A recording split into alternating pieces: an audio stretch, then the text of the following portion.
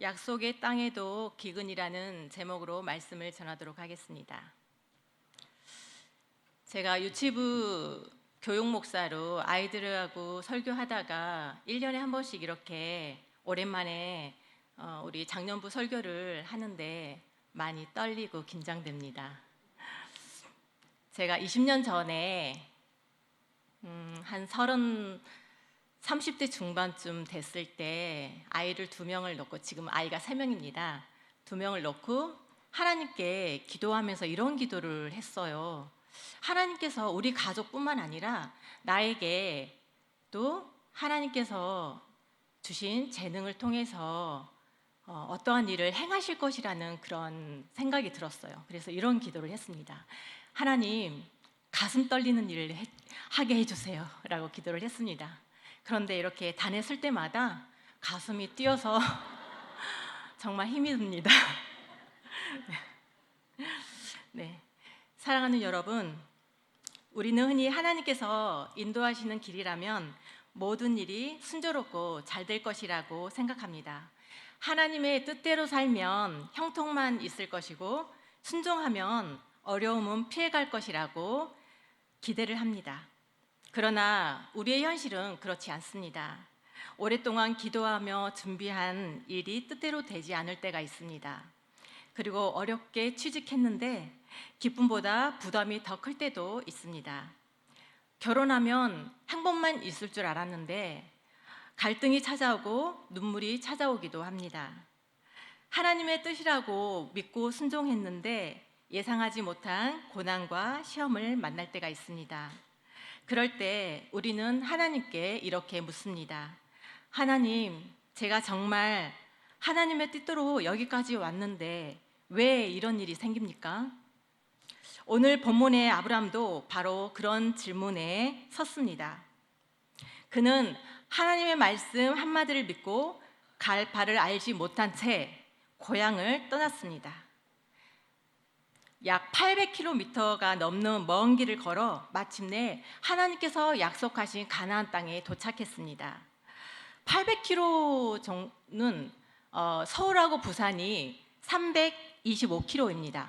거기를 왕복으로 하고도 150km가 남습니다. 그 길을 걸어서 드디어 하나님께서 약속하신 가나안 땅에 도착했습니다. 이제부터 하나님의 약속이 이루어지고 축복이 펼쳐질 거라고 기대를 했을 것입니다. 먼 길을 오는 내내 아브라함의 마음에는 하나님의 약속으로 가득했을 것입니다. 창세기 12장 2절 3절 말씀을 한번 다 같이 읽도록 하겠습니다. 시작. 내가 너로 큰 민족을 이루고 내게 복을 주어 내 이름을 창대하게 하리니 너는 복이 될지라. 아브라함은 이 약속 하나만 붙들고 고향과 친척과 아버지, 그 익숙한 삶의 터전을 뒤로 한 채 하나님만 신뢰하며 순종했습니다. 얼마나 큰 기대와 설렘으로 약속의 땅을 바라보았겠습니까? 그런데 성경은 우리의 예상을 깨뜨리는 한 문장으로 이야기를 시작합니다. 창세기 12장 10절 말씀입니다. 함께 읽겠습니다. 그 땅에 기근이 들었으므로 아브라함이 애굽에 거류하려고 그리로 내려갔으니 이는 그 땅에 기근이 심하였음이라. 네, 그 땅에 기근이 들었으므로 라고 시작합니다. 약속의 땅에 도착했지만 그를 기다리고 있던 것은 풍요가 아니라 기근이었습니다. 축복이 아니라 생존의 위기였습니다. 하나님께서 약속하신 땅에도 기근이 찾아왔습니다. 특히 아브라함이 머물던 이 네게브 지역은 강수량이 적고 건조한 지역이었습니다. 그래서 비가 조금만 부족해도 땅이 쉽게 메말랐고 쩍쩍 갈라지는 그런 지역이었습니다. 가축과 사람의 생존까지 위협받는 굉장히 위기의 상황이었습니다. 아브라함의 입장에서는 아주 큰 환란이 찾아왔을 것입니다. 모든 것을 내려놓고 하나님의 말씀만 믿고 여기까지 왔는데 눈앞에 펼쳐진 현실은 축복이 아니라 기근이었습니다. 약속을 따라 여기까지 왔는데 어려움이 찾아온 것이었습니다. 그러나 이것은 아브라함만의 이야기가 아닙니다. 우리도 믿음의 길을 걸어가면서 같은 질문 앞에 설 때가 있습니다. 하나님, 제가 순종해서 여기까지 왔는데 왜 이런 일이 생깁니까? 하나님의 약속을 믿었는데 왜 기근이 찾아옵니까?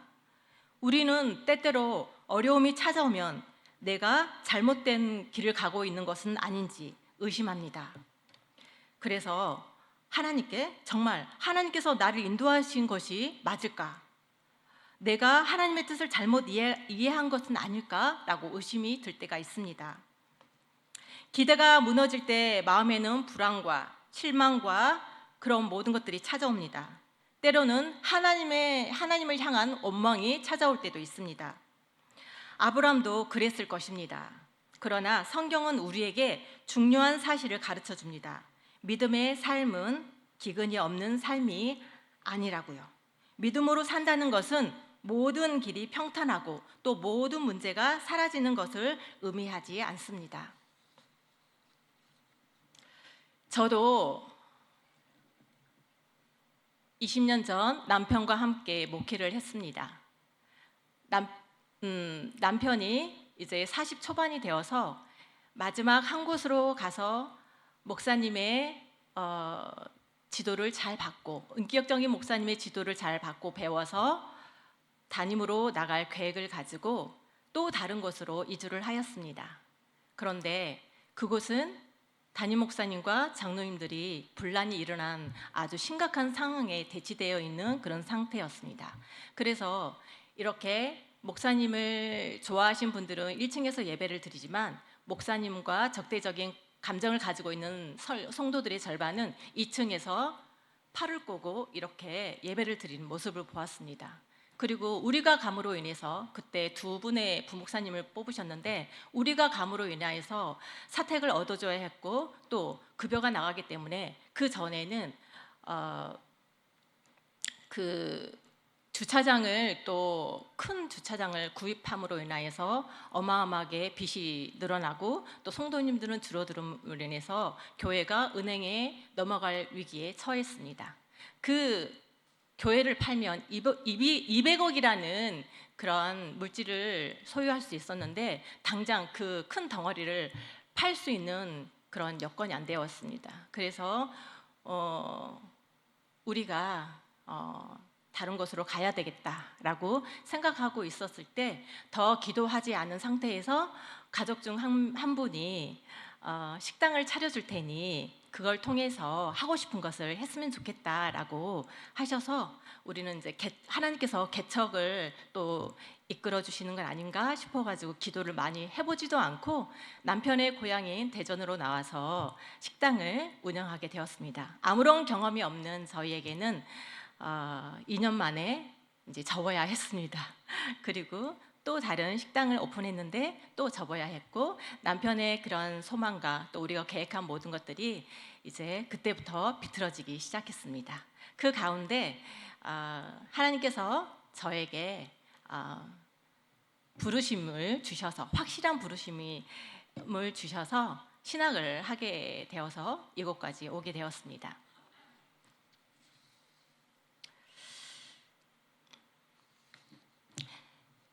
그 하나님께서 하나님의 일을 위해서 우리가 응답받고 가지만 그 땅에 기근이 있을 수 있습니다. 그럴 때 우리가 우리의 생각과 우리의 판단으로 자리를 옮기는 게 아니라 하나님께 묻고 기도하며 신중하게 하나님의 뜻을 따라야 함을 오늘 말씀을 통해서도 제가 더 이렇게 다짐을 해보았습니다. 더 하나님께 정말 더 기도하지 않았던 걸 후회하며 앞으로는 정말 더 무릎으로 기도하고 하나님께 묻고 한 걸음 한 걸음 나아가겠다는 그러한 마음도 가졌습니다. 이 이야기는 하지 않으려고 했는데 갑자기 하게 되었습니다. 예수님께서 또 함께 타고 계시던 배에도 큰 풍랑이 일어났습니다.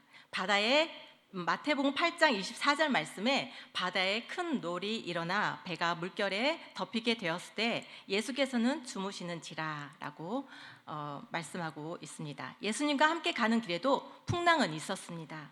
마찬가지로 하나님과 동행하는 우리의 삶에도 기근과 시험은 찾아올 수 있습니다. 그러나 하나님께서는 기근과 풍랑을 통해 우리의 믿음을 무너뜨리려 하시는 것이 아니라 오히려 하나님만을 의지하는 믿음으로 우리를 빚어가십니다. 그러므로 중요한 것은 기근이 있느냐 없느냐가 아닙니다. 더 중요한 것은 기근을 만났을 때 우리가 누구를 바라보느냐, 또 무엇을 붙드느냐에 달려 있습니다. 그렇다면 아브라함은 기근 앞에서 무엇을 붙들었을까요? 가나안 땅에 도착한 아브라함은 먼저 하나님께 제단을 쌓고 예배를 드렸습니다. 그는 하나님의 부르심과 약속을 붙들며 하나님께 감사했고 또 앞으로 이루실 하나님의 계획을 기대했습니다. 그러나 기근이 찾아오자 그 모습은 달라졌습니다. 본문 어디에도 아브라함이 하나님께 묻거나 기도했다는 내용이 나오지 않습니다. 그는 하나님의 뜻을 구하기보다는 자신의 생각으로 해결책을 찾기 시작했습니다. 이곳에 계속 머물러 있어야 하는가? 아니면 다른 곳으로 가야 하는가? 아브라함은 이 중요한 선택의 순간에 하나님께 묻기보다는 자신의 판단을 따라 결정했습니다. 그리고 그가 선택한 곳은 하나님의 약속이 있는 땅이 아니라 눈앞에 피로를 채워줄 것처럼 보였던 바로 애굽이었습니다. 아브라함이 애굽으로 거류하려고 내려갔다라고 10절 말씀에 기록되어 있습니다. 여기서 거류하다라는 말은 히브리어 구루에서 온 표현으로 단순히 잠시 피하는 것이 아니라 일정 기간 머물러 살겠다라는 의미로 기록되어져 있습니다. 아브라함은 하나님의 약속의 땅을 떠나 애굽에서 새로운 삶의 터전을 마련했던 것입니다. 왜 애굽이었을까요? 애굽은 당시 아주 강력한 나라였습니다. 나일강 덕분에 기근의 영향을 적게 받았고 또 풍부한 물과 비옥한 토지로 안정된 삶을 누릴 수 있었습니다. 기근으로 메마른 가나안보다 훨씬 현실적으로 안전한 선택처럼 보였습니다. 하지만 문제는 애굽으로 간 것이 아니라 하나님께 묻지 않고 자신의 판단만 의지했다는 데 있습니다. 우리도 그렇습니다. 하나님께서 인도하신 길에서 예상하지 못한 기근을 만나면 하나님의 인도하심을 신뢰하기보다는 내 경험과 내 계산으로 문제를 해결하려고 합니다. 그러나 바로 그때 가장 먼저 해야 할 일은 다른 해결책을 찾는 것이 아니라 하나님께 묻는 것입니다. 하나님, 여기까지 인도하셨는데 이제 저는 어떻게 해야 합니까? 기도는 문제가 없을 때뿐만 아니라 이해되지 않는 아주 절박한 현실 앞에서 더욱 붙들어야 하는 믿음의 자리입니다. 현실이 우리의 기대와 다르게 펼쳐질 때 우리가 놓치기 쉬운 사실이 한 가지 있습니다. 지금 내가 마주한 현실도 하나님의 인도하신 가운데 있다는 것입니다. 오랫동안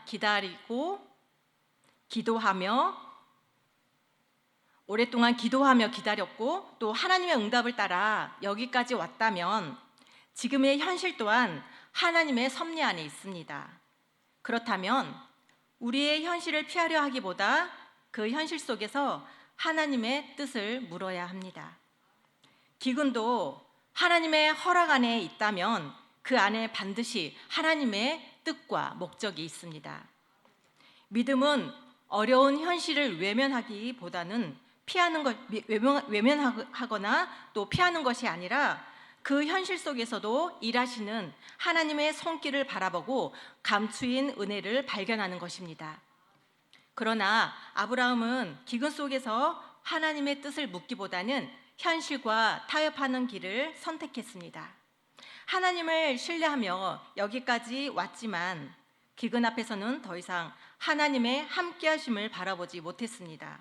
결국 그는 그 땅을 떠나 애굽으로 내려갔습니다. 그런데 현실과 한 번 더 타협하면 더 큰 타협이 우리 앞에 기다리고 있습니다. 애굽에 가까이 이르자 아브라함은 사라에게 말합니다. 그대는 나의 누이라 하라. 그러면 내가 그대로 말미암아 안전하고 내 목숨이 보존되리라. 아브라함이 사레에게 자신을 누이라고 말해달라고 하였습니다. 그 이유는 당시의 사회적 관습과 관련이 있습니다.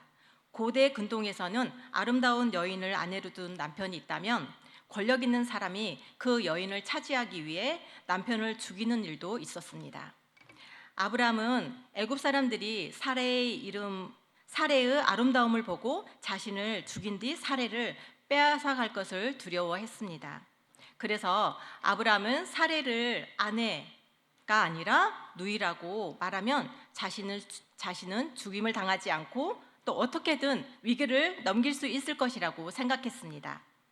하지만 그것은 믿음에서 나온 지혜로운 선택이 아니었습니다. 하나님을 의지하기보다는 두려움 때문에 자신의 방법을 선택한 것이었습니다. 하나님께서는 아브라함에게 큰 민족을 이루게 하시고 또 복의 근원이 되게 하시겠다고 약속하셨습니다. 그럼에도 아브라함은 하나님의 약속보다는 자신의 계산을 앞세우고 하나님의 보호보다 자신의 지혜를 더 의지하였습니다. 정직하게 말해서는 자신의 생명을 지킬 수 없다고 생각했습니다. 사레는 아브람보다 약 10살 어린 65세였습니다. 더욱이 사레는 그의 아내이면서 이복 누이였습니다. 아브라함의 말은 사실의 일부를 이용한 반쪽짜리 진실이었습니다. 그러나 이 반쪽짜리 진실도 결국 사람을 속이기 위한 거짓이었습니다. 두려움이 믿음을 밀어낼 때 사람은 하나님의 약속보다는 자신의 방법을 선택하게 됩니다. 성경은 사레가 매우 아름다운 여인이었다고 증언하고 있습니다. 당시 나이를 생각하면 아주 놀라운 일입니다. 성경은 그 이유를 자세히 설명하지 않고 있지만 하나님께서는 장차 언약의 후손을 통해 구원의 역사를 이루실 사레를 자신의 섭리 가운데 보호하고 계셨습니다. 아브라함은 자신의 계산이 위기를 해결해 줄 것이라고 생각했습니다. 그러나 사람의 계산은 하나님의 계획을 대신할 수 없었습니다. 오히려 그 계획은 더 큰 위기를 불러왔습니다. 사레의 아름다움은 애굽 사람들의 눈에 띄었고 마침내 바로의 신하들은 그녀를 왕궁으로 데려갔습니다. 자신의 목숨을 지키기 위해 시작한 작은 거짓말이 결국 아내를 잃을 뻔했습니다. 문제를 해결하던 인간적인 방법이 오히려 더 큰 문제를 만든 것입니다. 우리의 삶도 이와 다르지 않습니다. 하나님보다 자신의 경험과 계산을 의지하면 잠시 위기를 피하는 것처럼 보일 수 있습니다. 그러나 인간의 지혜는 근본적인 해결이 될 수 없으며 오히려 더 큰 어려움과 시험을 가져오기도 합니다. 바로 그때 하나님께서 친히 개입하십니다. 17절 말씀에 여호와께서 아브라함의 아내 사레의 일로 바로와 그 집에 큰 재앙을 내리신지라. 하나님께서는 바로와 그의 집에 큰 재앙을 내리심으로 사레를 보호하셨습니다. 그제야 바로는 사레가 아브라함의 아내라는 사실을 알게 되었고 아브라함을 불러 엄하게 책망합니다. 내가 어찌하여 그를 내 아내라고 말하지 아니하였느냐. 본문에서 바로는 어찌하여라는 말을 3번 반복합니다. 그는 어찌하여 나에게 이런 일을 행하였느냐. 어찌하여 나에게 알리지 아니하였느냐. 어찌하여 그는 내 누이라고 말하지 아니하였느냐라고 거듭 따져 묻습니다. 그만큼 하나님께서 내리신 재앙이 얼마나 크고 두려웠는지를 보여주는 장면입니다. 하나님의 약속을 받은 아브라함이 하나님을 알지 못하는 이방 왕에게 정직과 진실에 대해 책망을 받고 있습니다. 믿음의 조상이라고 불릴 사람이 오히려 불신자 앞에서 부끄러운 모습을 드러낸 것입니다. 아브라함은 두려움 때문에 거짓말을 했고 믿음보다 자신의 계산을 앞세웠던 것입니다. 하지만 하나님께서는 아브라함을 버리지 않으셨습니다. 바로는 사레를 아브라함에게 돌려보냈고 아브라함은 재물까지 가지고 다시 가나안으로 돌아갔습니다. 왜 하나님은 아브라함을 버리지 않으시고 계속 지켜주셨을까요? 아브라함이 잘했기 때문에 하나님께서 그를 붙들어 주신 것이 아닙니다.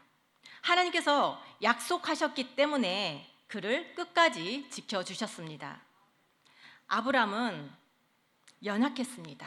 그리고 문제 앞에, 위기 앞에 두려워했고 떨었고 또 시험 앞에 넘어졌습니다. 하지만 하나님은 자신의 약속을 잊지 않으셨습니다. 하나님은 이미 아브라함에게 이렇게 약속하셨습니다. 창세기 12장 3절 말씀입니다. 우리 함께 읽겠습니다. 너를 축복하는 자에게는 내가 복을 내리고 너를 저주하는 자에게는 내가 저주하리니.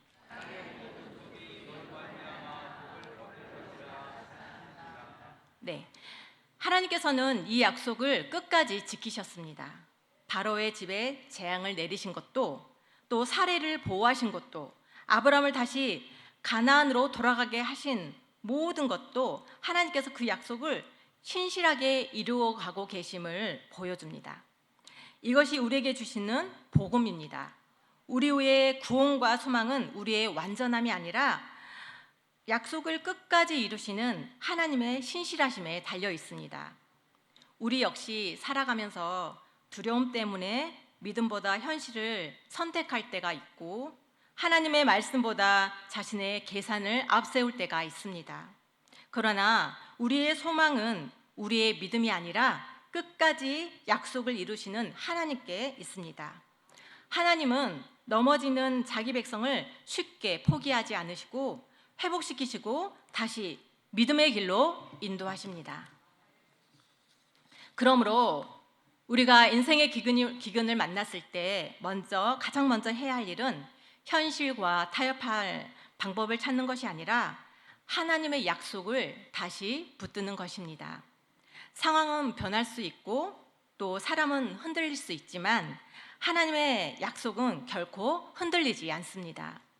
오늘도 하나님께서 우리의 연약함보다 크신 신실하심으로 자기 백성을 끝까지 붙드시며 마침내 그 약속을 반드시 이루어 가십니다. 이 사건을 통해 아브라함은 중요한 사실을 배우게 됩니다. 하나님께서 자신을 단지 한 사람으로 부르신 것이 아니라 하나님의 복이 세상으로 흘러가는 복의 통로로 세우셨다는 사실입니다. 아브라함이 두려움 때문에 하나님을 신뢰하지 못하고 거짓말을 했을 때 그 결과는 자기 자신에게만 머물지 않았습니다. 바로의 집에까지 재앙이 임했습니다. 하나님의 백성의 삶은 결코 개인의 문제로 끝나지 않습니다. 우리의 믿음과 불신앙은 주변 사람들에게도 큰 영향을 미칩니다. 하나님은 우리를 세상 가운데 복의 통로로 세우셨습니다. 우리가 하나님을 신뢰하며 나아갈 때 우리의 가정과 우리의 교회 또 우리가 일하고 있는 그 일터에 하나님의 평안과 은혜가 흘러갑니다. 반대로 하나님보다 내 계산과 방법을 앞세우면 그 영향은 나를 넘어 주변 사람들에게까지 영향을 미칠 수 있습니다. 그러므로 하나님께서는 우리를 왕같은 제사장으로 그의 소유된 백성으로 삼으신 이유를 기억해야 합니다.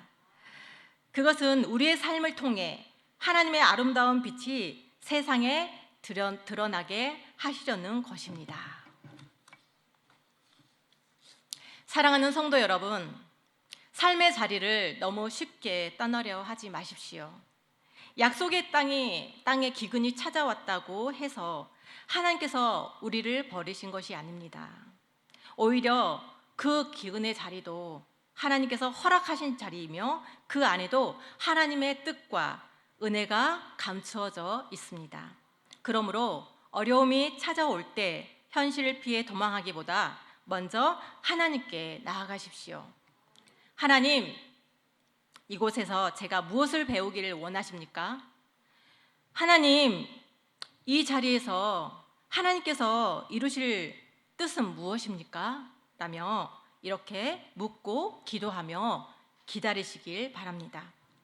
지금은 아무것도 보이지 않을 수 있습니다. 그러나 하나님께서 약속하신 것은 결코 잊지 않으시고 지키시는 분이십니다. 우리의 삶에도 경제적인 어려움이 찾아올 수 있고 또 관계의 어려움이 찾아올 수도 있습니다. 마음과 영혼이 메마른 순간도 찾아올 수 있습니다. 그때 이것을 기억하십시오. 기근이 왔다고 하나님이 우리를 떠난 것이 아님을 우리는 명심해야 합니다. 길이 보이지 않는다고 하나님의 약속이 사라진 것은 아닙니다. 아브라함의 인생을 끝까지 붙드셨던 하나님께서 오늘 우리의 인생도 끝까지 붙드십니다.